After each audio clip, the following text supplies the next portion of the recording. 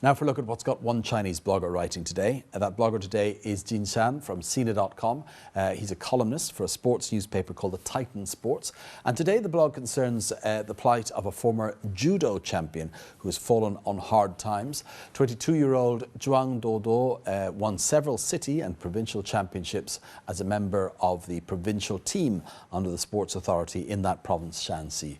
Now, under China's sports system, athletes like this are very often identified very early on, at very young ages, and they receive a living allowance and usually some sort of sports-related job that allows them to train full-time. However, when Zhang was diagnosed with exercise-induced asthma and couldn't compete, she was dropped from the team and lost all of her benefits, including medical cover, with nobody paying her medical bills. Untrained really for anything else, she pleaded with the authorities to give her a job, or at least to pay her medical costs, but to no avail. Desperate, she decided to reveal some of the shady goings-on she said that she had witnessed in the sports world by writing about them on her microblog. Amongst these, Zhuang said she had won a provincial championship under her elder sister's name, as she didn't meet the age requirements for the event, and she also alleged her coach embezzled part of her bonus after she won. The revelations come after the Shanghai Sports Authority announced it was offering free top-class medical care for life to some of its wealthiest and most successful elite athletes.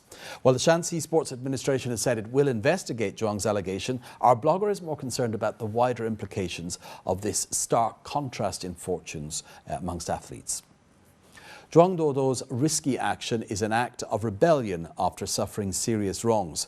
Several accounts of the miserable experience of basic-level athletes in China have contributed to a feeling of disgust towards the country's sports administration mechanism. This is a country which lacks even the most basic concern for the huge number of ordinary athletes.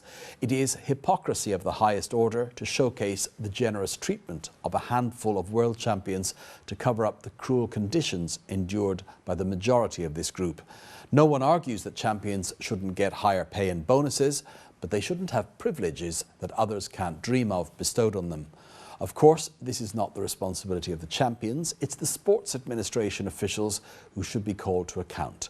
The same officials who wallow in the pathetic worship of gold medals year after year. They should also take responsibility for the welfare of ordinary Chinese athletes, because nothing is more important than a person's life and health. Well, we've taken a number of comments which follow that, just to give you an idea of some of the reaction. This net user says this sort of situation is actually quite common. This is not unusual at all. Haven't you heard of the international champion athlete who was discovered begging on the street? And then a net user who guesses what he feels might be the intention of the Sports Authority in acting like this. Sacrificing an athlete's position and health in this way is against the sporting spirit, but it is helpful for the promotion and enrichment of sports officials. Then this poster who feels not all of this is the authorities' fault. Wait a minute, the athlete herself and her family share some responsibility too. She should have acquired some knowledge in other fields so she's employable. Anyway, becoming an athlete is a personal choice. No one forced her to do so. Now, I'm sure at 4 years old she made an informed choice to go for non-stop training when the talent spotters came to her school. Well, next up, we asked people on the streets of Beijing about the so-called e-sports or games played online. Can they be considered real sports?